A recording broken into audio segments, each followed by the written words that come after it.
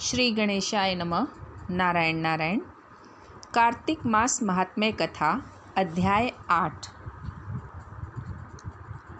नारद जी बोले, अब मैं कार्तिक व्रत के उद्यापन का वर्णन करता हूँ, जो सब पापों का नाश करने वाला है। व्रत का पालन करने वाला मनुष्य कार्तिक शुक्ला चतुर्दशी को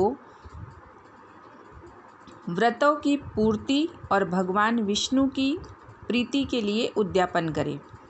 तुलसी के ऊपर एक सुंदर मंडप बनवावे, उसे केले के खंभों से संयुक्त करके नाना प्रकार की धातुओं से उसकी विचित्र शोभा बढ़ावे। मंडप के चारों ओर दीपकों की श्रेणी सुंदर ढंग से सजा कर रखे। उस मंडप में सुंदर बंधनवारों से सुशोभित 4 दरवाजे बनावे और उन्हें फूलों से तथा चंवर से सुसज्जित करे। द्वारों पर पृथक पृथक मिट्टी के द्वारपाल बनाकर उनकी पूजा करे। उनके नाम इस प्रकार हैं: जय, विजय, चंड, प्रचंड, नंद, सुनंद, कुमुद और कुमुदाक्ष। उन्हें चारों दरवाजों पर 2-2 के क्रम से स्थापित कर भक्तिपूर्वक पूजन करे। तुलसी की जड़ के समीप 4 रंगों से सुशोभित सर्वतोभद्र मंडल बनावे और उसके ऊपर पूर्ण पत्र तथा पंचरत्न से संयुक्त कलश की स्थापना करे। कलश के ऊपर शंख चक्र गदाधारी भगवान विष्णु का पूजन करे। भक्तिपूर्वक उस तिथि में उपवास करे तथा रात्रि में गीत, वाद्य, कीर्तन आदि मंगलमय आयोजनों के साथ जागरण करें। जो भगवान विष्णु के लिए जागरण करते समय भक्तिपूर्वक भगवत संबंधी पदों का गान करते हैं, वे सैकड़ों जन्मों की पाप राशि से मुक्त हो जाते हैं। जो मनुष्य भगवान के निमित्त जागरण करके रात्रि भर भगवान का कीर्तन करते हैं, उनको असंख्य गोदान का फल मिलता है।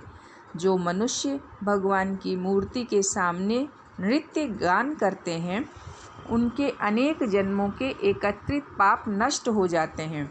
जो भगवान के सम्मुख बैठकर कीर्तन करते हैं और वंशी आदि बजाकर भगवत भक्तों को प्रसन्न करते हैं तथा भक्ति से रात्रि भर जागरण करते हैं, उन्हें करोड़ों तीर्थ का फल मिलता है।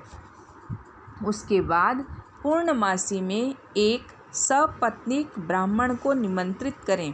प्रातःकाल स्नान और देव पूजन करके वेदी पर अग्नि की स्थापना करें और भगवान की प्रीति के लिए तिल और खीर की आहुति दें। होम की शेष विधि पूरी करके भक्तिपूर्वक ब्राह्मणों का पूजन करें और उन्हें यथाशक्ति दक्षिणा दें। फिर उनसे इस प्रकार क्षमा प्रार्थना करें: आप सब लोगों की अनुकंपा से मुझ पर भगवान सदैव प्रसन्न रहें।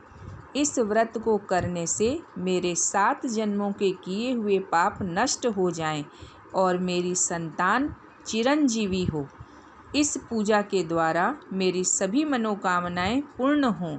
मेरी मृत्यु के पश्चात मुझे अतिशय दुर्लभ विष्णु लोक की प्राप्ति हो। पूजा की समस्त वस्तुओं के साथ गाय भी गुरु को दान में दें।